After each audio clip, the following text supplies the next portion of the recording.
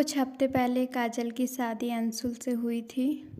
वह रसोई में खाना बनाने जाती है, तभी वह देखती है कि उसकी सास विनीता ने पूरा खाना बना दिया। यह देखकर वो हैरान हो जाती है। अरे माँ जी, आपने क्यों खाना बना दिया? मैं आ तो रही थी खाना बनाने।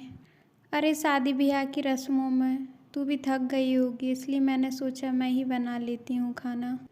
और वैसे भी तू बनाए या मैं बनाऊँ, क्या फ़र्क पड़ता है? बनाना तो हमें ही है। आज मैंने बना दिए, कल तू बना देना। काजल अपने मन में, नई नई बहू आई हैं तभी दिखावा कर रही हैं अच्छी सास होने का, वरना मैं भी जानती हूँ ये सारी सासें एक जैसी होती हैं। मैंने सारा काम तो कर दिया है, बस तू बाहर जाके खाना लगा देना और तू भी खा लेना साथ में। नहीं, आप सब खाना खा लीजिए, पहले मैं लगा देती हूँ। आप सबके खाने के बाद मैं खा लूँगी।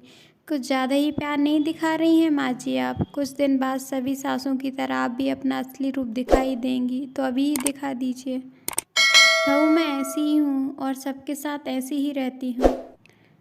इतना कहकर विनीता वहाँ से चली जाती है। इस तरह विनीता काजल का हाथ किसी न किसी काम में बटाती रहती थी। एक दिन, अंशुल तुम तो हद कर रहे हो, तुम मेरी एक बात नहीं सुनते। ये तो गलत है ना, मैं तुमसे नहीं कहूँगी तो किससे कहूँगी जाके? हद तो तुम कर रही हो। मैंने जब बोल दिया है कि ऐसा ही होगा तो तुम्हें मेरी बात मान लेनी चाहिए।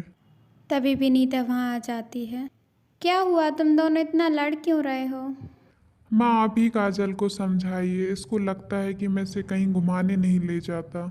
सही तो कह रही है अंशुल बहू, शादी को इतना कम समय हुआ है और तू इसे एक भी बार भी कहीं बाहर लेकर नहीं गया। विनीता काजल को सपोर्ट करती है, फिर भी काजल अपनी सास को उल्टा सीधा सुनाकर वहाँ से चली जाती है।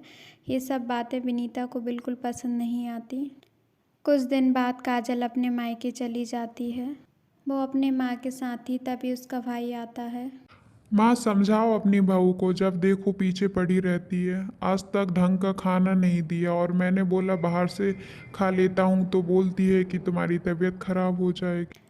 अरे तू उसकी मत सुन, घर की बहू है, बहू की तरह रहे। हर चीज़ में घुसने की क्या ज़रूरत है? घर की चौधरी बनने की कोई ज़रूरत नहीं है उसे, मैं समझाती हूँ उसे। मेरी शादी को इतना समय हो गया पर मेरी सास ने आज तक मुझसे ऐसे बात नहीं करी। मेरी सास सच में मेरी माँ ही है, मैं ही गलत समझ बैठी। काजल तुरंत अपने ससुराल जाती है और अपनी सास से माफ़ी मांगकर उसे अपने गले लगा लेती है।